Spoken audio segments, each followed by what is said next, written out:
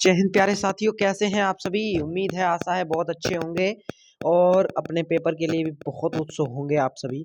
मेरे प्यारे साथियों, आज की जो वीडियो है बेहद खास रहने वाली है, क्योंकि बच्चों को जिस चीज़ में डर लगता है प्यारे साथी, उस चीज़ की मैं ट्रिक लेके आया हूँ। बहुत खास ट्रिक है और इस ट्रिक की सहायता से ही मैं आपको हिंदी क्लास 10th के जितने भी व्याख्या और संदर्भ हैं वो सब कुछ करवा दूंगा इस वन शॉट वीडियो में।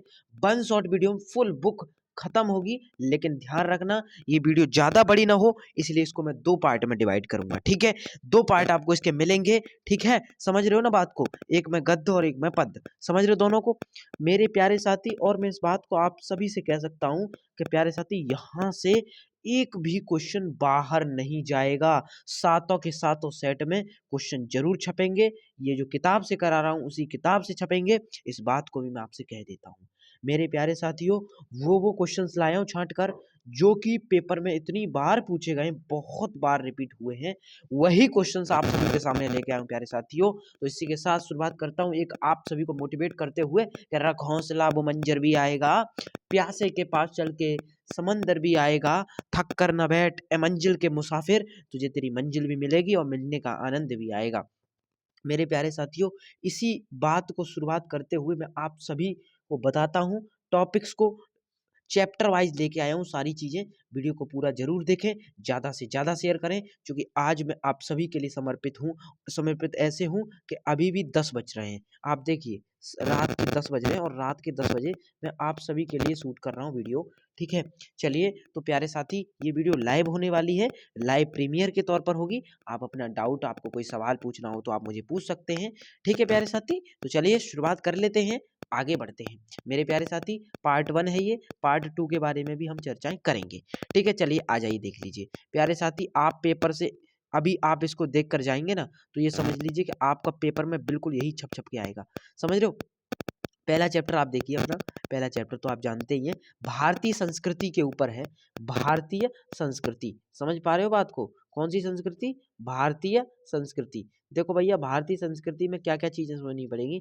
और प्यारे साथी, मैं आपको वो चीजें बताऊंगा, वो ऐसी ऐसी ट्रिक्स बताऊंगा जिससे आप ये समझ जाएंगे, आपको ये आइडिया लग जाएगा कि भैया हम ये समझ गए कि ये इस पार्ट से ही आई है व्याख्या करने को, ये इस पार्ट का ही संदर्भ है। आपको संदर्भ बनाना भी सिखा दूंगा इस वीडियो में। ये वीडियो आज से पहले आपने कभी नहीं देखा होगा इस तरीके का वीडियो, जो वीडियो मैं आपको भी दिखा रहा हूँ। ठीक है, जो आपको समझा रहा हूँ, ध्यान रखना। चलिए शुरुआत कर लेते हैं। देखिए, सबसे पहले हम बात करेंगे, ये रहा आज इस निर्मल शीतल शीतल और शुद्ध शीतल स्वस्थ अमृत की तलाश में हमारी इच्छा, अभिलाषा, प्रयत्न है और प्रयत्न है कि वह इन सभी अलग अलग बहती नदियों में उसी तरह बहता रहे, इनको हम अमर तत्व देते रहें जो जमाने हजारों थपेड़े को बर्दाश्त करता हुआ भी आज हमारे अस्तित्व को कायम रखे हुए है और रखेगा। मेरे प्यारे साथियों, ये जितनी भी बातें कही गई हैं वो हमारी नदियों के ऊपर, हमारी भारतीय संस्कृति जो है जिसको हमें नहीं भूलना चाहिए। हमारी जो इच्छाएं हैं, हमारी जो अभिलाषाएं हैं, वो हमेशा कुछ ना कुछ नया सोचने की, समझने की रहती है। ठीक है, उसी के विषय में बातें हैं यहाँ पर। सबसे पहले मैं आपको बताऊंगा कि सबसे पहले इसका संदर्भ की पहचान कैसे करनी है। ये वीडियो पूरा देखें, क्योंकि इसमें बहुत कुछ सीख जाएंगे। पेपर में 70 में 70 का वादा है, आपके विशेष भैया का यही इरादा है, 70 में 70 दिलाने का वादा है। ठीक है, सबसे पहले यहाँ संदर्भ आ जाता है प्यारे भाई, संदर्भ आ जाता है। संदर्भ कैसे लिखना है? लिखना है प्रस्तुत गद्यांश। आपको पहले क्या करना है, देखो समझो, पहले आपको डाल देनी है यहाँ पे हेडिंग एक अच्छी सी, आपको हेडिंग डाल देनी है। क्या डाल देनी है भैया? हेडिंग। आपको हेडिंग डाल देनी है भैया संदर्भ। ठीक है, संदर्भ जैसे ही आप डालेंगे वैसे आपको लिखना है कि प्रस्तुत गद्यांश। अगर देखिए गद्य का लिख रहे हैं, यानी कि लेखकों का लिख रहे हैं, तो आपको गद्यांश डालना है। अगर आप जो है किसका लिख रहे हैं, किसका बोलो, कवियों का लिख रहे हैं, तो कवि वाला ही डालना है पोर्शन। ठीक है, यहाँ आपको लिखना है कि प्रस्तुत गद्यांश हमारी पाठ्य पुस्तक के गद्य खंड के भारतीय संस्कृति नामक पाठ से लिया गया है। इसके लेखक डॉक्टर राजेंद्र प्रसाद जी हैं। समझ गए इस बात को? यानी कि ये किसके द्वारा रचित है भैया? ये डॉक्टर राजेंद्र प्रसाद जी के द्वारा रचित है। बोलो यहाँ तक क्लियर हो रहा है कि नहीं हो रहा है? बोलो एक बार, एक बार बोल दो, कमेंट में बोल दो मेरे प्यारे भाई, एक बार। चलिए आगे बढ़ जाएं क्या बिना देरी किए भैया। रेखांकित अंश की व्याख्या के लिए भी अब हम देख लेते हैं, ठीक। हाँ तो प्यारे साथी देख लेते हैं यहाँ पर रेखांकित अंश की व्याख्या को भी किस तरीके से देखना है, समझना है, चीजें समझनी है, अच्छे से समझनी है, ठीक है प्यारे भाई। देखो आ जाओ, यहाँ देखो ये जो है गद्यांश के बारे में भी बात करेंगे, पद्यांश के बारे में भी बात करेंगे। पद्यांश को भी अगर एक अगले पार्ट में कर दिया है हमने डिवाइड, उसमें समझेंगे इस चीज़ों को, ठीक है। लेकिन यहाँ पर सिर्फ और सिर्फ गद्यांश के बारे में बात करेंगे, पद्यांश को हम बाद में देखेंगे। गद्यांश के विषय में बात हो रही है, यहाँ देखो संदर्भ मैंने बता दिया कि प्रस्तुत गद्यांश, आपको लिखना है प्रस्तुत गद्यांश हमारी पाठ्य पुस्तक के गद्य खंड के भारतीय संस्कृति नामक पाठ से लिया गया। बस इतना आपको लिख देना है। फिर आपको क्या लिखना है, रेखांकित अंश की व्याख्या में लिखना है कि भारतीय संस्कृति रूपी विशाल सागर में आकर गिरने वाली जाति धर्म भाषा रूपी आदि नदियों में एक ही भाव से शुद्ध स्वच्छ शीतल और स्वस्थप्रद भारतीयता रूपी एकता का जल अमृत के समान प्रवाहित होता रहा है। आज यह जल राजनीतिक स्वार्थ, सांप्रदायिक आतंकवाद, देखिए प्यारे साथी यहाँ पर ये जो चीजें हैं वो किस चीज से जुड़ती हुई दिख रही हैं, आप समझिए। भारतीय संस्कृति जो है वो किस चीज से जुड़ती दिख रही है, आप समझ लीजिए इन बातों को, ठीक है। आप ये समझ लीजिए कि ये चीज किससे जुड़ती हुई दिख रही है मेरे प्यारे भाई। यहाँ पर ये चीज जो है हमें वो इस बात से जुड़ती दिख रही है कि भैया यहाँ पर जो आज के समय में हमारा जो देश है जिस प्रगति की ओर जा रहा है, ठीक है, जो चीज़ें चल रही हैं आज के समय में हो रही हैं, उन चीज़ों को दर्शा रहा है। आप चाहे राजनीतिक तौर पर देखें, चाहे आप कट्टरता के तौर पर देखें, धार्मिकता के तौर पर देखें, आतंकवाद के तौर पर देखें, सांप्रदायिकता के तौर पर देखें, तो ये हर क्षेत्र में जो है अमृत तत्व की तलाश चल रही है आज के समय में, आप देख पा रहे होंगे, ठीक है। आप ये भी समझें कि हमारी हार्दिक इच्छा है कि विभिन्न विभिन्न प्रकार की ठीक है साथी, विभिन्न प्रकार की जो चीज़ें हैं वो है, आप समझिए यहाँ पर ये जो है विभिन्न प्रकार की कहाँ है ये रहा, हाँ, इन नदियों अमृत रूपी जल प्रवाहमान बना रहे, ठीक है, विभिन्न प्रकार से जो है बना रहे, लोगों में प्रेम राष्ट्रीयता, ठीक है, प्रेम राष्ट्रीयता का भाव संचार हो, इस भावना से विस्तृत सनातन धर्म है और यही भारतीय संस्कृति को उदात्त परंपरा है। यद्यपि इस देश ने तरह तरह के संकट झेले और इस तरीके से भारतीय संस्कृति की भिन्नता जो है वो भी एकता एक ऐसा तत्व है जो मिटाया नहीं जा सका। न जाने कितनी बार इस देश पर बाहरी लोगों द्वारा, देखिए प्यारे साथी यहाँ पर जो भी चीज़ें कही गई हैं वो अपनी संस्कृति के विषय में है। किस विषय पर है भैया, संस्कृति। अब संस्कृति किस किस चीज़ों से आती है, देखो संस्कृति दो चार चीज़ों से मिलकर बनती है। जैसे आप समझो, एक तो आप देखिए जिस तरीके से युद्ध हमारे यहाँ पर होते हैं, ऐसे आप चीन पाकिस्तान का पाकिस्तान और भारत का भी जो युद्ध हुआ था जो पहलगाम हमला, तो प्यारे साथी उसमें किस तरीके से हमारे भारत ने महामुकाबला किया, ठीक है, और जवाब दिया पाकिस्तान को, ठीक है, ठीक है, समझ रहे हो बात को। तो ये बात ध्यान में रखो, ठीक है, ध्यान में रखो इस बात को, ठीक भैया। ये युद्ध जो हुआ वो किस तरीके से, देखो समय समय पर सारी चीज़ें करनी पड़ती हैं, युद्ध भी होता है, ठीक है, और यहाँ पर हमारे यहाँ पर सांप्रदायिकता भी चलती है, ठीक है, बहुत सारी चीज़ें देखने को मिलती हैं, कट्टरता भी देखने को मिलती है यहाँ पर, ठीक है, ये चीज़ें होती हैं हमारे भारतीय संस्कृति में, ठीक है, ये सारी चीज़ छुपी हुई हैं। चलिए आगे बढ़ जाते हैं, आपको इसी तरीके से बना के लिखना है चीज़ों को। आपको बनाना कहाँ से होता है, आपको इसी में से, यानी कि कुछ शब्दों का प्रयोग आपको इसमें से करना होता है और कुछ अपने हृदय से, अपनी अंतर आत्माओं से निकालने होते हैं शब्द, चूँकि हिंदी का मतलब ही यही होता है, ठीक है। आपको अपने भाव से लिखनी होती है ये व्याख्या, ठीक है, व्याख्या का मतलब यही है। संदर्भ तो मैंने आपको ट्रिक बता देता हूँ, देखो भारतीय संस्कृति बात हुई है, देखो यहाँ पर देखो नदियाँ वगैरह, ठीक है, और यहाँ पर आप देखो शीतल स्वस्थ, और ये जितनी भी चीज़ें वो किस में हो सकती हैं, आप मुझे बताइए। भारतीय संस्कृति में क्या चीज़ें नहीं आती हैं, तो आप इतना नहीं समझ पाओगे कि भारतीय संस्कृति नामक पाठ से आया है, बोलो एक बार, है ना, समझ जाओगे ना। चलो एक क्वेश्चन और है, देखो यहाँ पर कह रहा है कि हमारे अस्तित्व को कौन कायम रखे हुए है, प्यारे साथी, हमारे अस्तित्व को, हमारी संस्कृति की एकता तत्व की वह अमृत है जो हमारे लिए अस्तित्व को कायम रखे हुए है, यानी कि जो एकता का तत्व है वही हमें कायम रखा हुआ है कि हमारे यहाँ पर हिंदू मुस्लिम किस तरीके से नहीं होता, और जो है हम सब एक रूप से भाव से मिलकर रहते हैं। चलिए आगे देख लेते हैं भैया, इस क्वेश्चन को भी देख लेते हैं एक बार। क्या कह रहा है ये वाला, ये कह रहा है कि भैया भारतीय संस्कृत रूपी विशाल सागर का जल किसके द्वारा मलिन हो गया है? किसके द्वारा मलिन हो गया है? स्वयं को दूसरों से अलग श्रेष्ठ मानने की हमारी विषमता और अनेकता की भावना के द्वारा भारतीय संस्कृत रूपी विशाल सागर का जल मलिन हो गया है। समझ गए इस क्वेश्चन को? आगे बढ़ें क्या? चलो भैया आगे बढ़ जाओ। यह एक नैतिक और आध्यात्मिक स्रोत है। देखिए भैया ये अगला आ गया, ये किस में से आया? ये भी हमारी भारतीय संस्कृति से ही आया। मैंने दो उठा लिए, ठीक है। चलो इसको भी देख लेते, समझ लेते थोड़ा सा। ये चीज़ें आपको समझनी पड़ेंगी, क्योंकि ये चीज़ें ही आपको जो है बताएंगी कि हाँ चीज़ों को किस तरह। देखो यहाँ पर आध्यात्मिक बातें आई हैं। नैतिक आध्यात्मिक स्रोत है जो अनंत काल से प्रत्यक्ष या अप्रत्यक्ष रूप से संपूर्ण देश में बहता। हाँ तो प्यारे साथियों, कहाँ तक पहुँच गए हम? देखिए मैं आपको इन चीज़ों के लिए बता रहा था कि यहाँ पर जो ये भारतीय संस्कृति पाठ से लिया गया, तो यहाँ पर क्या-क्या इसकी पहचान होगी। देखिए यहाँ पर संपूर्ण देश की बात आई है, तो संपूर्ण देश यानी कि हमारा भारत ही तो है। तो बताओ क्या यहाँ पर आप नहीं पहचान पाओगे कि ये भारतीय संस्कृति पाठ से है? बोलो एक बार, भारतीय संस्कृति पाठ से है? बोलो ना एक बार, भारतीय संस्कृति पाठ से ही है। समझ रहे हो? लाइव क्लास चल रही है, लाइक कर दो, शेयर कर दो फटाफट से जल्दी शेयर करो ज़्यादा से ज़्यादा। चलो प्यारे भाई, आप सभी का ध्यान रखते हुए आपका भाई आपके लिए समर्पित है। और समर्पित ऐसे है कि सारे क्वेश्चंस लेके आया गद्य और पद्य के, ठीक है। गद्य के क्वेश्चन एक पार्ट में और पद्य के दूसरे पार्ट में। चलिए आगे देख लेते हैं क्वेश्चंस को। देखिए क्या कह रहा है। इसी तरीके से आपको जो है यहाँ पर ये इस तरीके से जो रेखांकित अंश है उसकी व्याख्या भी करनी है, संदर्भ भी लिखना होता है। तो वही वही मेथड जो मैंने ऊपर आपको बताया।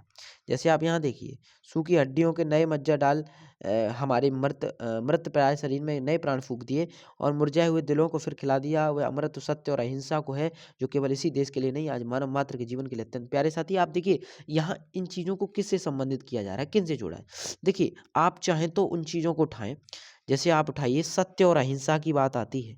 आप मुझे ये बताइए कि सत्य अहिंसा कभी मर मिट सकती है क्या? बोलो एक बार, क्या ये कभी मर मिट सकती है? नहीं मिट सकती ना। ये कभी नहीं मिट सकती, ये अमिट है, ठीक है, अमर है। प्यारे साथी देखो ये चीज़ें कभी ख़त्म नहीं होती। ये धार्मिक चीज़ें हैं और इनको ख़त्म करना लगभग नामुमकिन है। समझ रहे हो ना मेरी बातों को? ठीक है, पूरा का पूरा आध्यात्मिक स्रोत की बात यहाँ कही गई। तो इन्हीं में से आपको शब्दों में से कुछ अपनी ओर से लिखने होते हैं। व्याख्या का अर्थ ही यही होता है प्यारे भाई। समझ गए? आशा है, उम्मीद है समझ में आया होगा। आगे बढ़ जाते हैं। मित्रता पाठ अपना आ चुका है, बहुत इंपॉर्टेंट पार्ट है। यहाँ से तो क्वेश्चन हर साल पूछता है, ठीक है। और भारतीय संस्कृति पाठ से भी पूछता है हालांकि, लेकिन इतना महत्वपूर्ण जो है वो ममता और मित्रता पाठ ज़्यादा है, ठीक है। ये वाला किसके द्वारा रचित है? डॉक्टर राजेंद्र प्रसाद जी के द्वारा, ठीक है। भारतीय संस्कृति, समझ गए? आगे बढ़ें क्या? बोलो एक बार। चलो आगे बढ़ जाते हैं बिना देरी किए। अगला देखो प्यारे भाई, अगला देखो, मित्रता पर देखते हैं। मित्रता पाठ से आया, देखो ये इम्पोर्टेंट है। तो बता रहा हूँ आपको, हम लोग कच्ची मिट्टी की मूर्ति के समान हैं।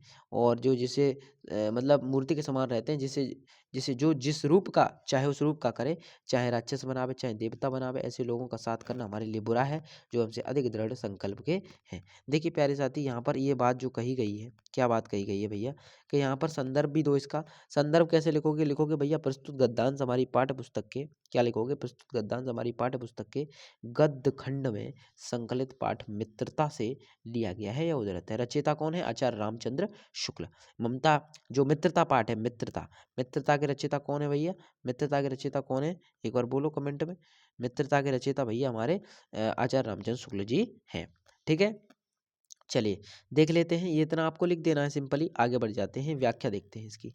व्याख्या क्या कहती है भैया? व्याख्या कहती है कि हमारी अवस्था ऐसी होती है जैसे कच्चे मिट्टी की मूर्ति का व्यक्ति जो होता है ना, उसको जैसे आप तोड़कर जैसा भी आकार देना चाहें, आप उसको तोड़कर जैसा भी आकार देना चाहें, वो उसी प्रकार का आकार ले लेता है। तात्पर्य तो इस बात से है प्यारे साथी कि आप किसी व्यक्ति को आप या तो अच्छा बना दीजिए, चाहे आप बुरा बना दीजिए। वो जो बच्चा होता है, एक आप ऐसे समझ लीजिए, एक 14 से 13 12-13 साल का जो बच्चा होता है, उसको आप जैसा आकार देंगे वो उसी आकार में ढल जाएगा। आप उसको अच्छी चीज़ें सिखाएंगे तो वो अच्छा बनेगा, आप अगर उसको बुरी चीज़ें सिखाएंगे तो वो बुरे गुण ही धारण करेगा। बोलो बात सही कही ना मैंने? चलिए देखो, किन लोगों की संगत करना हमारे लिए बुरा है प्यारे साथी, इस साल आया था, ये 25 में आया था, ठीक है। मतलब जो 25 ईयर जो निकल के गया बोर्ड परीक्षा का, उसमें आया था ये। देखिए उन लोगों को संगत करना, उन लोगों की संगत करना हमारे लिए बुरा है जो हमसे अधिक इच्छा शक्ति वाले हो, हमारी बातों का चुपचाप स्वीकार कर लेते हैं और उनका कोई मतलब कोई जो है विरोध ना करते हो। यानी कि आप सोचिए, ऐसे लोगों की संगत हमारे लिए बुरी है प्यारे साथी, जो मान के चलो हम कोई गलत कार्य कर रहे हैं, उस पर भी वो कह रहे हैं नहीं, अरे ये तो काम ठीक है, ऐसे करो। तो प्यारे साथी वो मित्र नहीं है, फिर वो अच्छी संगति के लोग नहीं हैं। अच्छी संगति के लोगों की पहचान तो यही होती है कि वो हर बुरे काम, अगर हम किसी गलत का पड़ाव की ओर जा रहे होते हैं तो वो तुरंत हमें सचेत करते हैं मेरे प्यारे भाई। विश्वास मित्र से बड़ी रक्षा रहती है, जिससे ऐसा मित्र मिल जाए समझना चाहिए खजाना मिलेगा। प्यारे साथी देखिए, जिस पर विश्वास, देखिए जिस मित्र पर हमें विश्वास होता है वो वाकई में विश्वास मित्र होता है प्यारे साथी। और विश्वपात मित्र की पहचान सबसे अच्छी यही होती है कि जो हमारे बुरे वक्त में काम आए, हमारी मुसीबतों से हमको बचाए, यानी कि हमारी मुसीबत में हमारी सहायता करे।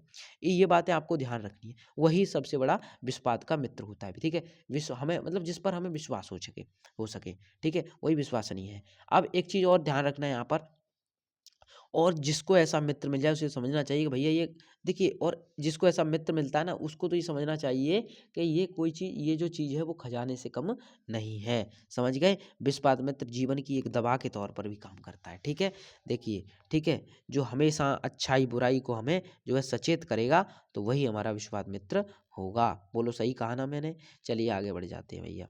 अगला देख लो क्वेश्चन। ममता तीसरा पार्ट बहुत जल्दी समाप्त करवा रहा हूँ, मैं सोच रहा हूँ कि 40 से 45 मिनट में समाप्त कर दूँ उसे। ठीक है, पूरा का पूरा सारांश दे के आपको एक आइडिया दे के, क्योंकि ये आइडिया ही आपके काम में आएगा। ठीक है, चलिए, ममता पार्ट तीसरा पार्ट आ चुका है, लगभग 5-7 पार्ट हैं इसमें, करवाऊंगा पूरे के पूरे 7 पार्ट हो। ठीक है, थोड़ा थोड़ा बताऊंगा लेकिन बताऊंगा समय से। रोहतास दुर्ग के प्रकोष्ठ में बैठी हुई युवती ममता सूंड के तीक्ष्ण और प्यारे साथी, अगर मैं ऊपर वाले में आपको बताऊं ना, तो आप इसकी पहचान तुरंत से कर दोगे। भैया कैसे कर देंगे? देखो यहाँ पर बुरी संगति है ना, और यहाँ संगति की बात हुई है, यहाँ युवा की बात हुई है, यहाँ पर आप सोचिए कि यहाँ पर कच्ची मिट्टी की मूर्ति के समान की बात हुई है, तो आप सीधा सीधा समझ जाओ कि मित्रता से आया है ना। दोस्ती में ये सारी चीजें जो है वो देखी जाती हैं, समझ रहे हो? आप इसको देखो, विश्वास मित्र, मित्र की बात तो मित्रता से आया है। विश्वास मित्र, मित्र मित्र की बात हो रही है सारी की सारी। तो आप क्या ये अंदाजा नहीं लगा सकते पाठ के नाम से कि मित्रता में मित्र की बात होगी? बोलो एक बार, क्या बोलो, बताइए, बताओ एक बार कमेंट में बोल के।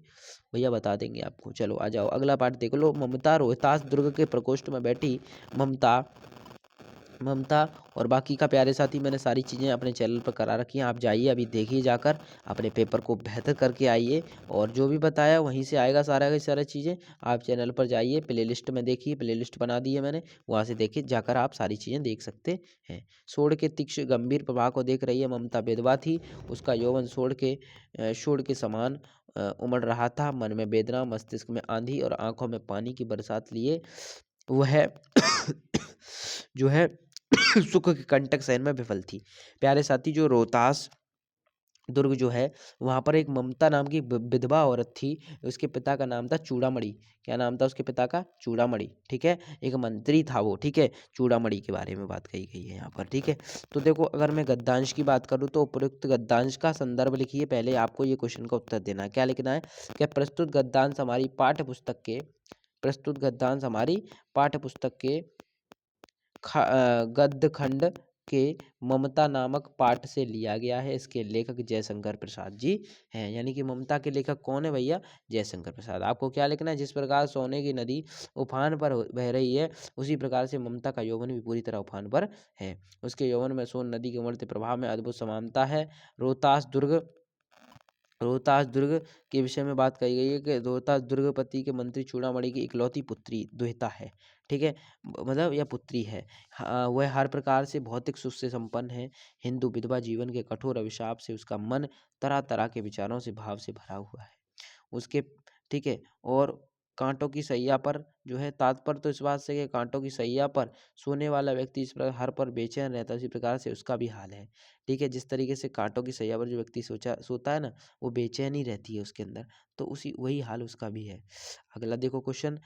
क्वेश्चन कह रहा है भैया कि उपयुक्त गद्यांश में हिंदू विधवा की स्थिति कैसी है?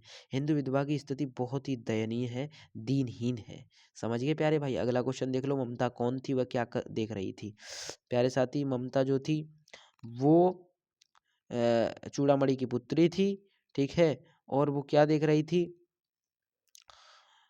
वो यही चीज़ें देख रही थी कि भैया, जो एक हिंदू विधवा में संसार में जब जन्म लेते हैं, मतलब जब हमें मतलब जो है एक विधवा औरत के तौर पर जब हम रहते हैं तो किस तरीके से हमें हमें अभाव होता है चीज़ों का, है ना? उसी विषय में, ठीक है? वो वहाँ बैठ के देख रही थी, ये है ना गंभीर प्रवाह को देख रही थी।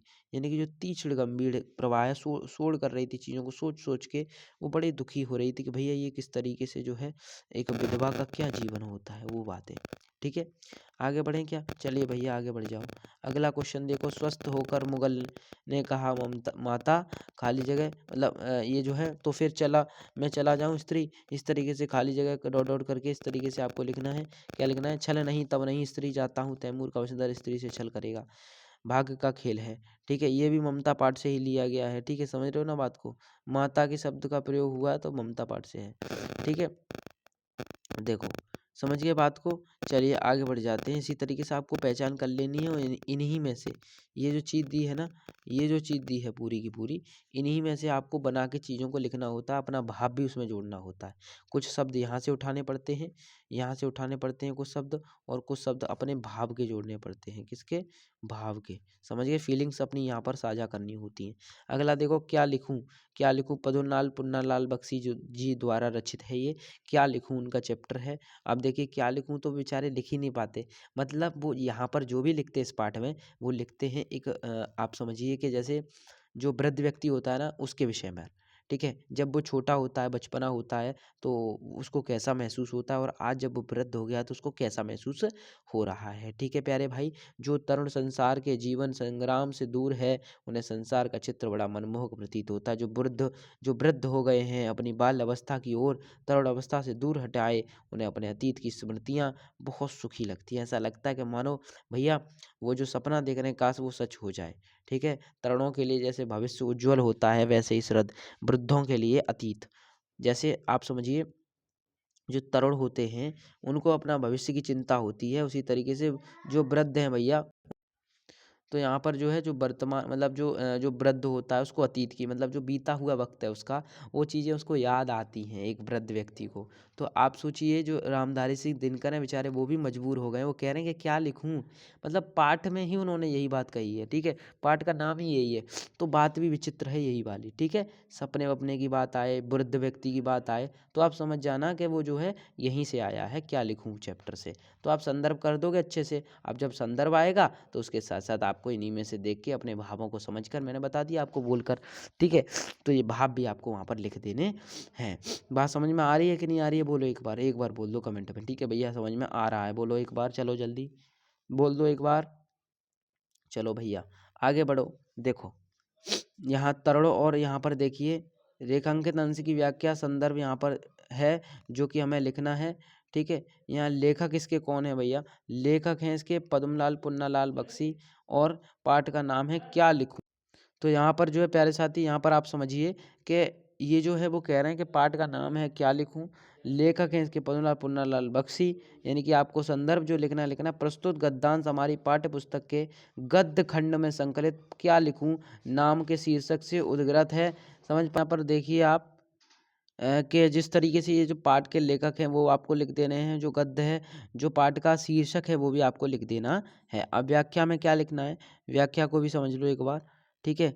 यहाँ पर आप समझिए व्याख्या में वही बातें हैं कि लेखक का मत है या लेखक कहते हैं कि जो युवा और जिन्होंने अभी तक जीवन के संघर्षों का सामना नहीं किया है वो सुंदर और मनमोहक लगता है, इसलिए सांसारिक सुख में लुप्त हैं। लेकिन आप देखिए सांसा जो वृद्ध हो गए हैं तथा अपने चंचल बाल्यकाल मोहक युवावस्था को पीछे छोड़ आए हैं, वो वृद्ध अपने अतीत की स्मृतियों को डूबना उसमें उनमें डूबा रहना चाहते हैं। वो चाहते हैं कि भैया जो हमारा पुराना जो मतलब जो शिशु अवस्था थी जो बाल्यावस्था थी उसमें जो है हम उनकी स्मृतियों को उनको भुला नहीं पा रहे हैं, उनमें डूबा रहना चाहते हैं। कौन? वृद्ध लोग। और इन सब चीज़ों को याद करते हैं, उन्हें अच्छा लगता है। इस प्रकार वृद्ध अपने अतीत में सपनों में खोया भी रहना चाहते हैं, युवक अपने भविष्यों की उज्जवल कल्पना में। दोनों में से कोई भी अपने वर्तमान से संतुष्ट नहीं है।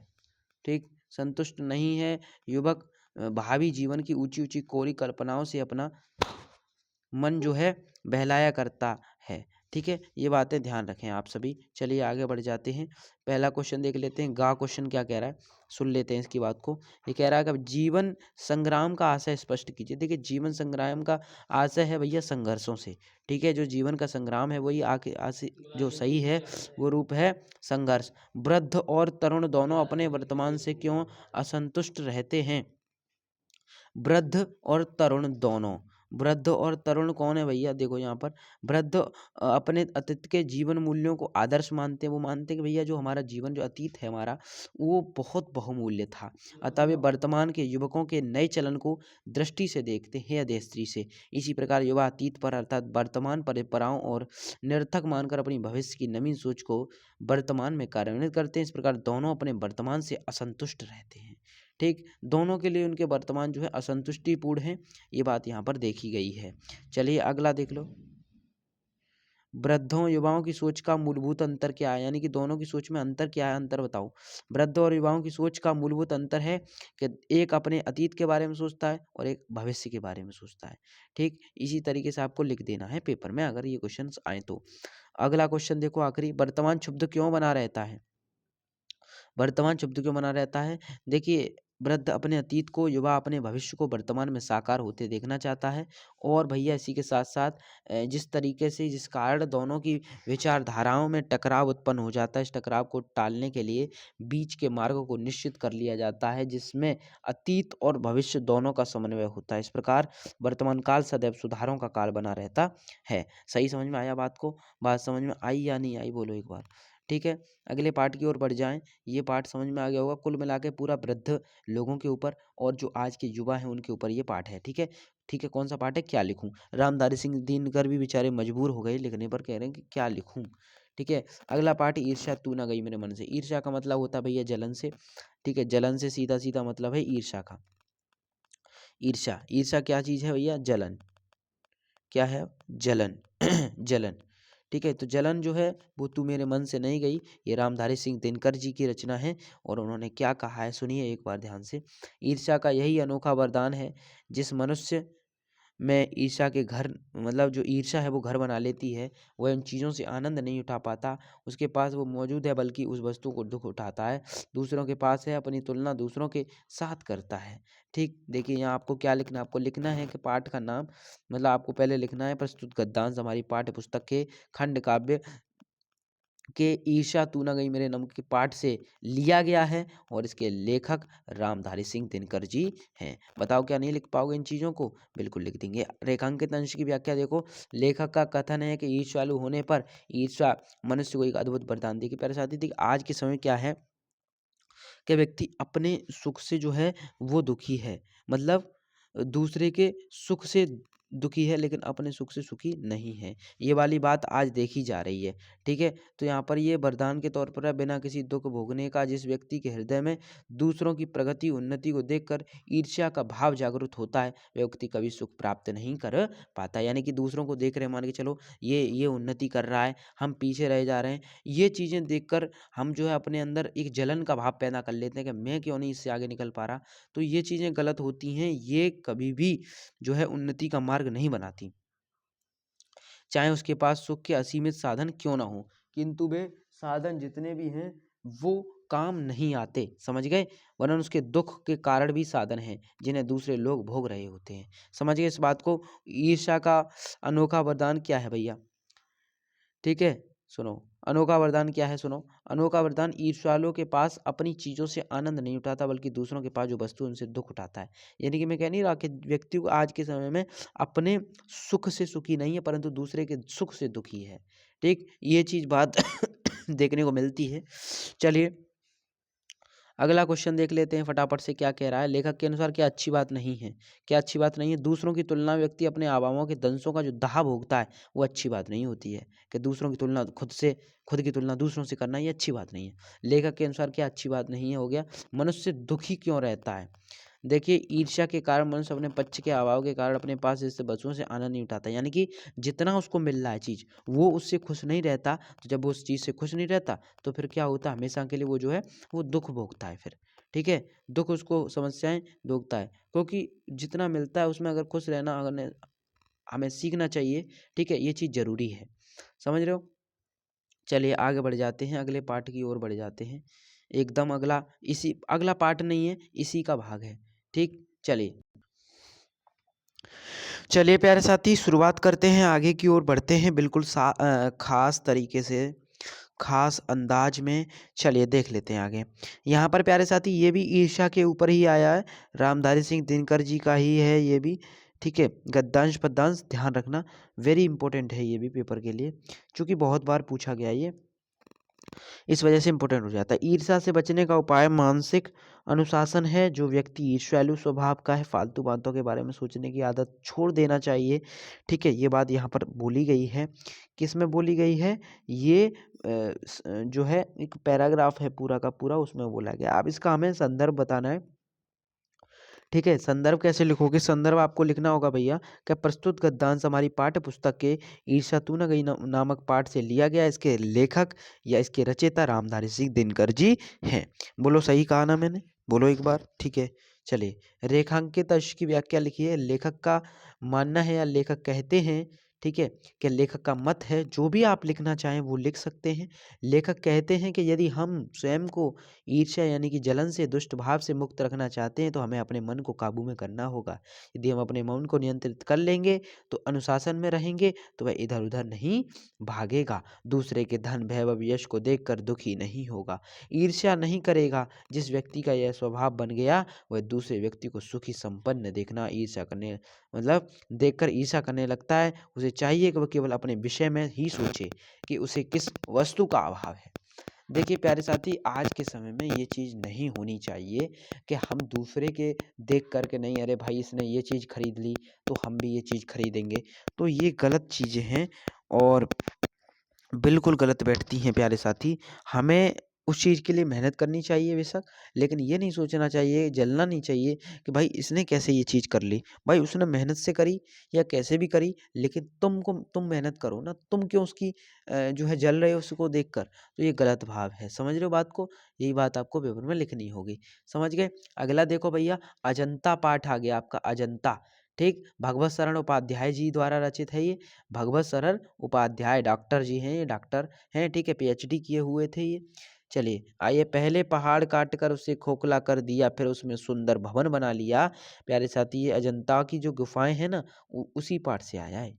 ठीक है, अजंता की गुफाओं वाले पाठ से। ठीक है, सुनना समझना ध्यान से। ठीक है, चैप्टर है, बहुत अच्छा है। ठीक है, पहले पहाड़ काट कर उसे खोखला कर दिया और फिर उसमें सुंदर जो है भवन बना लिए, जहाँ जहाँ क्या नाम है, खम्भों पर उभरी मूर्ति उठी हुई हैं, भीतर की समूची दीवारें रगड़ कर चिकनी कर ली गई और तब उनकी जमीन पर चित्रों की एक दुनिया ही बसा दी गई। पहले प्लस्तर लगाकर आचार्यों ने उन पर लहराती रेखाओं में चित्र की काया सिरज दी और कलावंतों ने उनमें रंग भरकर प्राण भर दिए। ठीक है, ये बहुत अच्छा है, समझिए इसको, ध्यान से समझिए। संदर्भ में क्या लिखना होगा आपको? वही चीज़ें लिखनी है, कोई बल अलग नहीं लिखना है।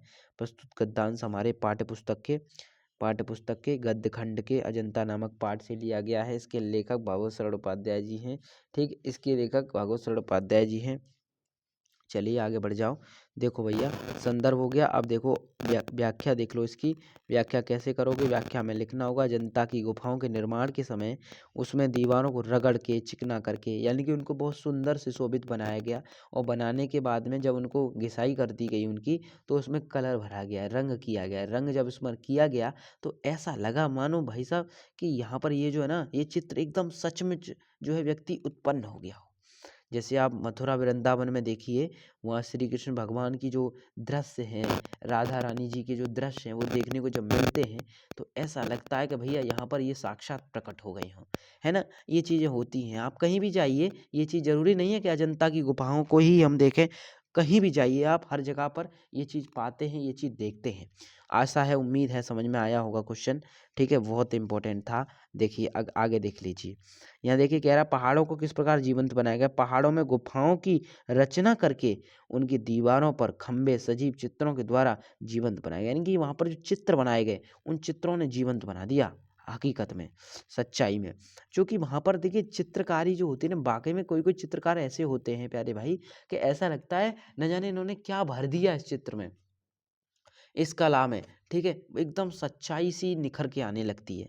चलिए, बिल्कुल समझ गए होंगे, आशा है, उम्मीद है यहाँ तक समझ में आया होगा। आगे देख लेते हैं। यह हाथ में कमल लिए बुद्ध खड़े हैं, जैसे छवि झलकती जो है पड़ती है, उभरे नयनों की ज्योत पसरती जा रही है और यशोधरा है, वैसे ही कमल नाल धारण किए त्रिभंगों में खड़ी है। प्यारे साथी, अगर आप ये आए ना इस तरीके से, तो आप क्या करेंगे कि आप यहाँ से डॉट डॉट करके लिखना। पहले आप यहाँ से 4 शब्द लिख देना, फिर डॉट डॉट डॉट कर कर करके उसके बाद में फिर आपको यहाँ से अंतिम ये जो है यहाँ से लिख देना, ये वाले 4।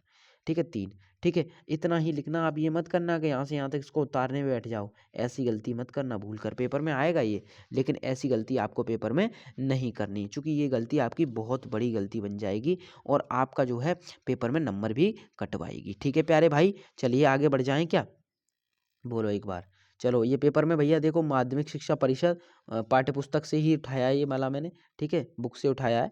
ठीक है, इसी तरीके से मैं छाँट छाँट के लाया हूँ चीज़ों को।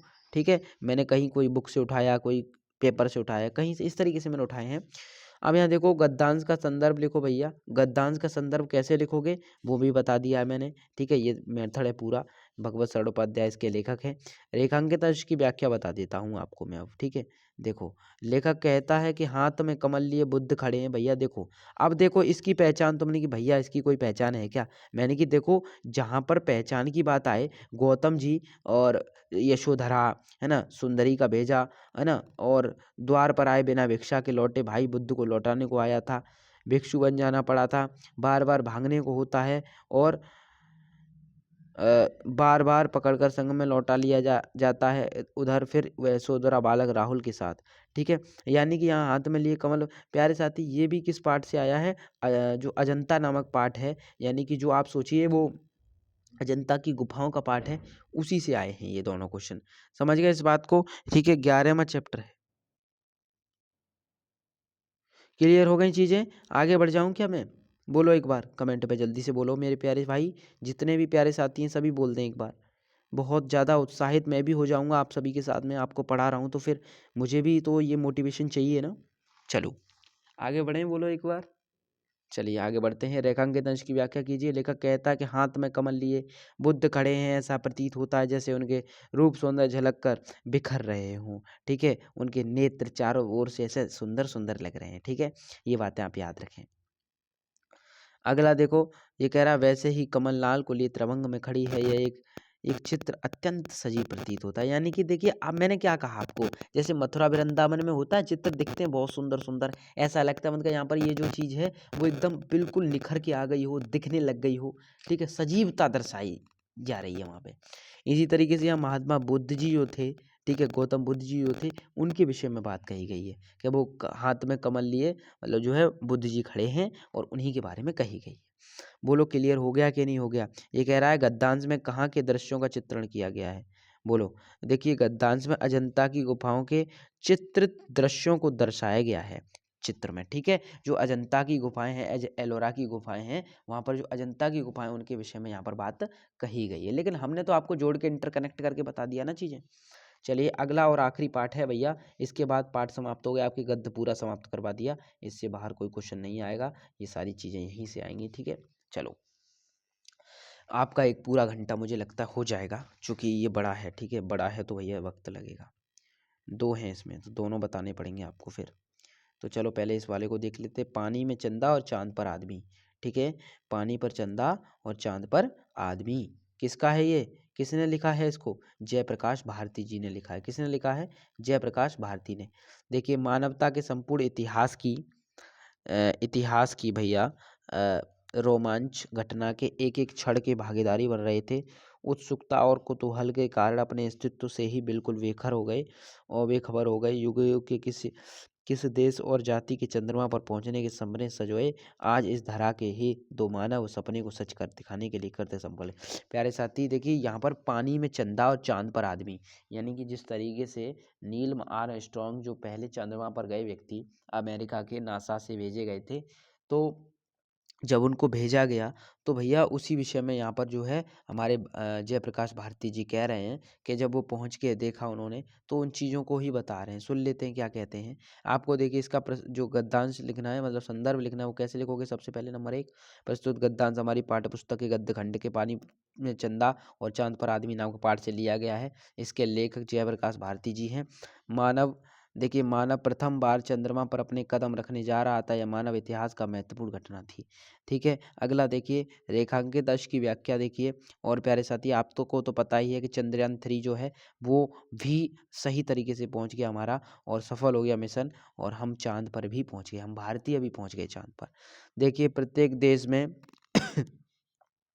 मानव की प्रत्येक जाति ने जन्म से ही चंद्रमा पर पहुंचकर उसे छू लेने की कितने ही मनोहर सपने सजोए थे, मगर कोई भी सपने को साकार नहीं कर सका।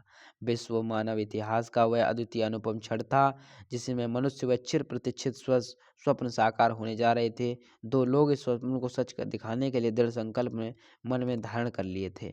ठीक है, ठीक है प्यारे साथी, वहाँ के जो लोग थे अमेरिका के, उन्होंने ठान लिया था कि भैया हमें जाना है तो वो भी मानव की श्रेणी में, है ना। बताओ है कि नहीं है भैया। तो यहाँ पर आप इस चीज़ को भी पहचान लोगे। यहाँ चाँद की बात आ जाए, मानवता की बात आ जाए, चंद्रमा की बात आ जाए, तो आप समझ जाओगे इस शब्दों से, इस चंद्रमा शब्द से ही समझ जाओगे कि ये चाँद प पानी में चंदा और चाँद पर आदमी से आया है। बोलो बताओ नहीं समझ पाओगे क्या? एक बार बोल दो। बोल दो ना, आप बोल दो एक बार।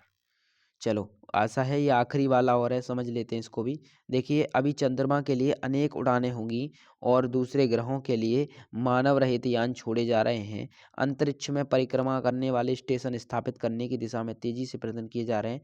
ऐसा स्टेशन बन जाने पर ब्रह्मांड की रहस्यों की परतें खोलने में काफ़ी सहायता मिलेगी। यह पृथ्वी मानव के लिए पालने के समान है। वह हमेशा हमेशा के लिए इसकी परिधि में बंधा हुआ नहीं रह सकता। अज्ञात की खोज में वह कहाँ तक पहुंचेगा कौन कह सकता है। कौन कह सकता है। देखिए आइए यहाँ पर पहले संदर्भ आपको बताना है। यहाँ संदर्भ आपको लिखना है। प्रस्तुत गद्यांश हमारी पाठ्यपुस्तक के गद्य भाग में संकलित पानी में चंदा चांद पर आदमी से पाठ से लिया गया है। लेखक जयप्रकाश भारती हैं। इसका जो आपको व्याख्या करनी है वो क्या करोगे, देखो व्याख्या देखो प्यारे भाई। व्याख्या कहनी लिखनी है आपको भैया कि बचपन में बालक का विचरण उसके पालने का एक सीमित होता है। देखिए आपने देखा होगा छोटा बच्चा होता है उसको पालने में रखा जाता है। उसी तरीके से मानव के पालने के समान था ये जो चंद्र मिशन था पहला वाला। ठीक है, जो हमारा मिशन फेल हो गया था, धरती की सीमा के बाहर नहीं जा पाया था, मगर मनुष्य की जिज्ञासु प्रवृत्ति के कारण से चिरकाल तक धरती की सीमा से बांध कर रखना कठिन कार्य था। प्यारे साथी, जो पहला हमारा चंद्रयान मिशन था वो विफल हुआ, लेकिन फिर भी आज हम अगर देखें तो आज हम वाकई में हम कह सकते हैं कि हम भी चांद पर पहुंच गए। हमने भी चंद्रमा को देख लिया। ठीक है, समझ गए बात को। उस समय तक कोई यह भविष्यवाणी नहीं कर सकता था कि धरती की सीमा से बाहर या कितनी दूर तक पहुंच जाएगा। यहाँ पर अगला क्वेश्चन देख लो। देखो क्या कह रहा है, अंतरिक्ष में स्टेशन बन जाने से मानव को किसमें सहायता मिलेगी। प्यारे साथी देखिए, जब अंतरिक्ष में स्टेशन बन जाएगा हमारा, देखिए वैसे नासा ने तो बना लिया है अपना। ठीक है, नासा ने अपना बना लिया अमेरिका ने, लेकिन लेकिन हमारा जो इंडिया का है प्यारे साथी, वो उम्मीद लगाई जा रही है कि 2050 तक यानी कि 2050 तक जो है वो हमारा भी स्टेशन स्पेस स्टेशन तैयार हो जाएगा। ठीक है, शुरुआत हो चुकी है प्यारे साथी, इसरो ने शुरुआत कर दी है। अंतरिक्ष में स्टेशन बनाए जाने से मानव को ब्रह्मांड के रहस्यों की परत खोलने में सहायता मिलेगी। बोलो बताओ कि आपको ये बात समझ में नहीं आई प्यारे भाई। बिल्कुल, मुझे आशा है आप पेपर में छाप कर आओगे। गद्यांश मैंने पूरा खत्म करवा दिया, एक एक क्वेश्चन करा दिया आपको। मुझे आशा है, उम्मीद है आपको ये सारे क्वेश्चन समझ में आ गए होंगे। प्यारे साथी, इसी के साथ मिलता हूँ आप सभी से एक और नए खास वीडियो के साथ में। चैनल को सब्सक्राइब जरूर करें, वीडियो को लाइक करना बिल्कुल ना भूलें। अपने प्यारे भाई बहन जो भी आपके हैं क्लास 10th में, उन सब के साथ भी शेयर कर दें ताकि वो भी देख लें, वो भी अपनी तैयारी कर लें। वीडियो को सेक्शन को लाइक करना बिल्कुल ना भूलें। और प्यारे साथी, पार्ट 2 भी इसका आपको जल्दी मिल जाएगा पद्यांश का। तो आप भी डरें घबराएं नहीं, पेपर में दहाड़ कर आएँ। मिलते हैं जल्दी के नई वीडियो में, तब तक के लिए जय हिंद जय भारत।